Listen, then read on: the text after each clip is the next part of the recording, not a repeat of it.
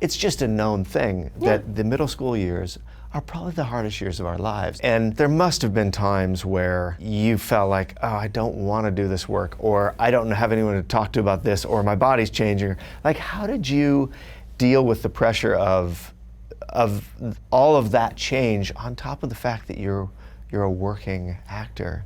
I was so fortunate because I never went to middle school, which I think is a huge reason. You were homeschooled all the way through, or studio schooled all the way through that? Through middle school, yeah. Through middle school and high school. I went to elementary school, but I think that middle school is where a lot of those issues erupt.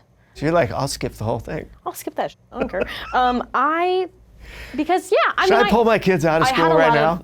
Pull them out. Start but I did sending to auditions. I did have insecurities. I did. I was, you know, a 12-year-old girl, and as a 12-year-old girl, and 13-year-old girl, and 14-year-old girl, like that whole situation, that whole, like, it is tough. It sucks no matter if you have full access to craft service in your own trailer or not. Well, I think what's tough about it is just like, is seeing like what you're supposed to be. Like, I want to be skinnier. And that was like a huge thing when I was like 13. You know what I mean? 13, 14, it's such a big thing for girls, is being skinnier and being like tinier and like knowing how to like, and that's not something you like can like talk to your parents about, because they'll be like, you're crazy, you're 13, like just stop worrying about it. Like, I was just like, and that was like a huge insecurity for me when I was younger. You know, I've always been self-critical. So, but it got like a little, I started to notice it more when I was around that age. Like when I was looking at my performances, I would nitpick so much more at those ages. And my mom would be like, you need to cut it out. You did such a good job. Would you be beating yourself up over stuff and not being able to let it go? I would try not to, because I knew like some of my friends would, and it wouldn't, there was no part of me that like wanted to fit in with that part, with the part of like self-deprecation. I didn't want to be that way. You know what I mean? I wanted to be happy and like live a happy life. But at that age, there's no avoiding looking at yourself. At that age, it's hard.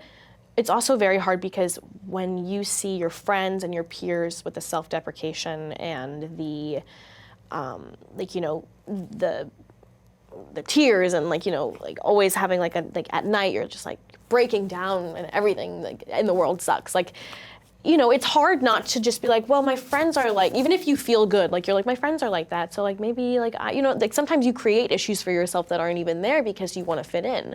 And I was really happy that I never felt that way, because I didn't want to fit into that part. I wanted to fit in a way where I was like happy and like felt good about myself. And, you know, I wanted to be, like my sisters were such good role models for me, and I wanted to be like them. So I don't think I ever had like those like, I slept really well at night.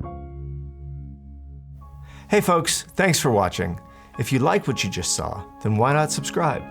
Click right here for lots more off camera.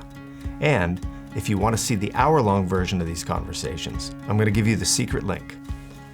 Here it is, offcamera.com. Check it out.